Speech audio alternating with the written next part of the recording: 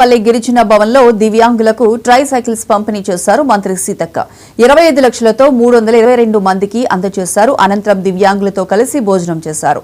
వివక్షత లేనటువంటి సమాజాన్ని రూపొందించుకుని సమైక్యంగా ఐక్యతా భావంతో చూసుకోవడమే భారత రాజ్యాంగాన్ని గౌరవించడం కోసమన్నారు. వివిధ అభివృద్ధి కార్యక్రమాలు అదేవిధంగా బెనిఫిషరీస్ సంబంధించి కానీ మరి దళిత సోదరులకు అందరికీ కూడా మరి పంప్ సెట్లు అట్లాంటివి సపోర్ట్ చేయడం, అదేవిధంగా మహిళా గ్రూపులకు వడ్డీ లేని రుణాలు 20 కోట్ల వరకు ఇవ్వడం.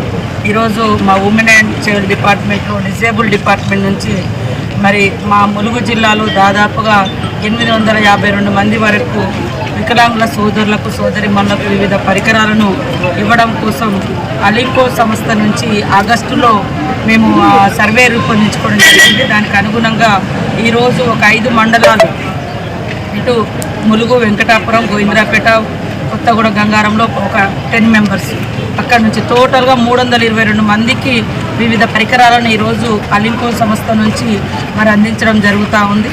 ఇంకా రానటువంటి వాళ్ళని కూడా గుర్తించి మన గవర్నమెంట్ కూడా వికలాంగుల సోదరుల కోసం గతంలో ఎన్నడూ లేని విధంగా, గతంలో ఎప్పుడైనా ఒక 1 ఇచ్చేది, కానీ ఈసారి 50 కోట్ల రూపాయలను సీఎం గాని దివ్యాంగాని చేతికరలు కానీ బ్యాటరీ సైకిళ్ళు కానీ ఇట్లాంటివన్నీ కూడా ఇవ్వడం జరుగుతుంది. ఈరోజు కూడా ఒక 5 రకాల పరికరాలను మరి వారికి అందించడం జరిగింది.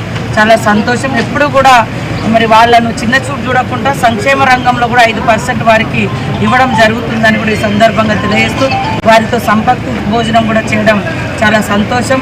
ఎప్పుడు కూడా ఒక అవయం శరీరంలో బాగలేకుంటే మనిషి అని ఆయనను నిందించడం, తక్కువ చేసి చూపడం వాళ్ళను కరెక్ట్ కాదు.